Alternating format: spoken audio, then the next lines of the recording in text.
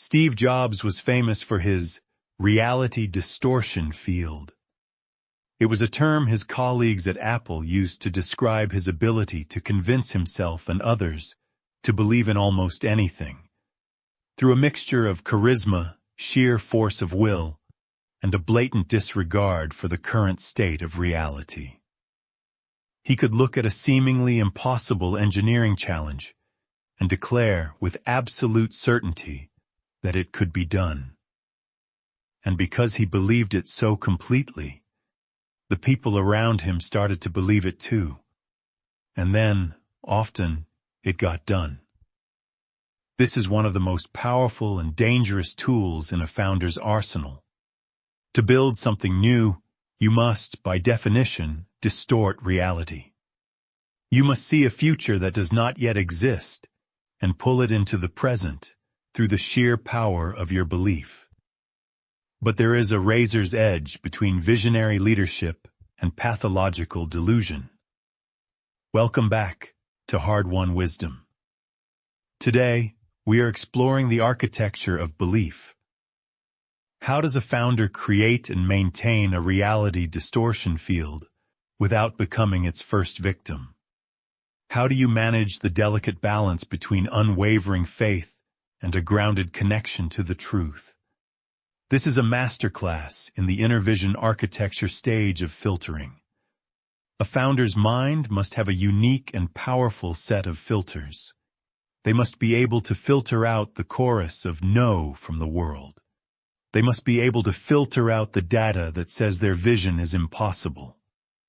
They must construct a filter of pure, unadulterated belief. This is what allows them to hire their first employee, raise their first dollar, and sign their first customer when all they have is an idea on a whiteboard. Marc Andreessen's famous mantra is strong opinions, weakly held.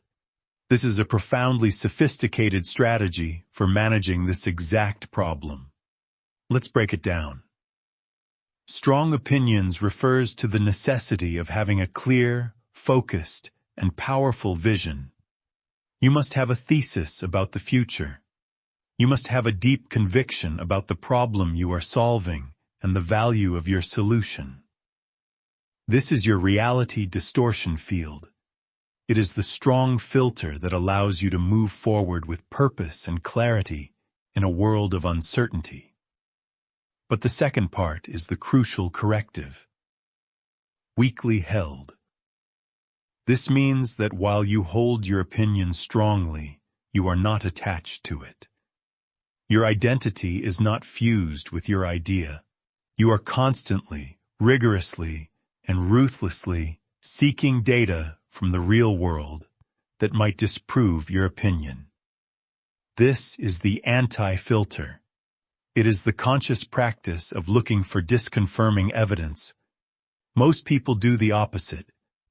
They form an opinion and then spend all their time looking for evidence to support it.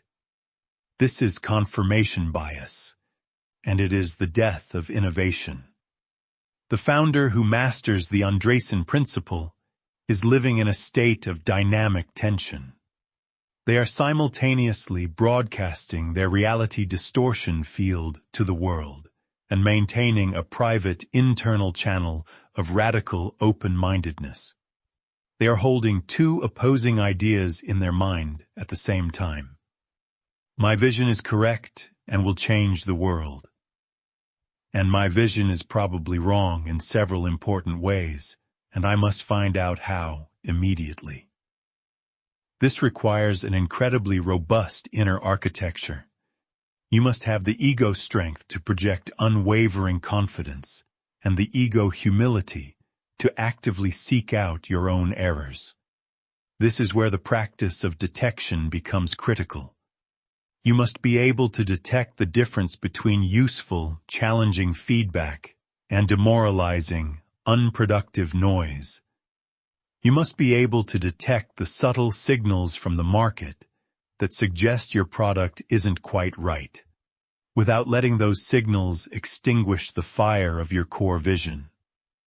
And most importantly, You must learn to detect the state of your own reality distortion field. Is it serving you? Is it inspiring your team and attracting believers? Or has it become a prison of delusion? Is it causing you to ignore clear, painful feedback from your customers? Is it making you defensive and rigid? The founder must become a connoisseur of their own belief system. They must see their beliefs not as truth, but as tools. A belief is a tool for organizing reality and motivating action. And like any tool, it can be effective in one context and disastrous in another. This leads to the stage of recognition. It is the moment you recognize, this belief that I held so dearly, this core part of my vision, is actually wrong. This is one of the most painful moments in a founder's life.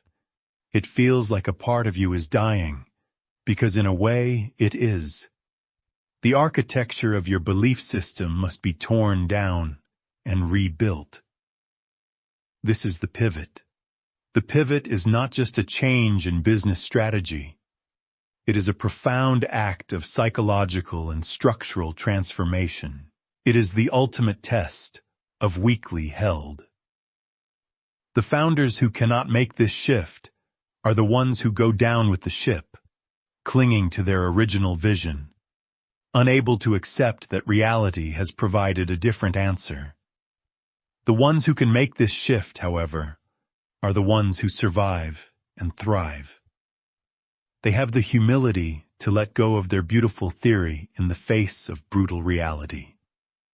They have built an inner architecture that values truth over ego. So the practice is this: cultivate your reality distortion field with passion. Believe in your vision with every fiber of your being, but at the same time, appoint a devil's advocate in your own mind. Actively seek out the smartest people who disagree with you and listen to them with genuine curiosity. Fall in love with being wrong. See it as the fastest path to being right. And above all, practice the art of detachment. You are not your ideas. You are not your company. You are the architect, the consciousness that is building these things. And the architect must be willing to tear up the blueprint when the ground shifts beneath their feet. In our next episode, we will explore this moment of radical change in more detail. We will deconstruct the art of the pivot and the difference between wartime and peacetime leadership, how the architecture of a company and a leader must adapt to survive radically different conditions. For now, consider this. What is the strongest, most cherished opinion you hold about your work, your career, or your life? And what would it feel like to hold it just a little more weakly? What new realities might be revealed if you did?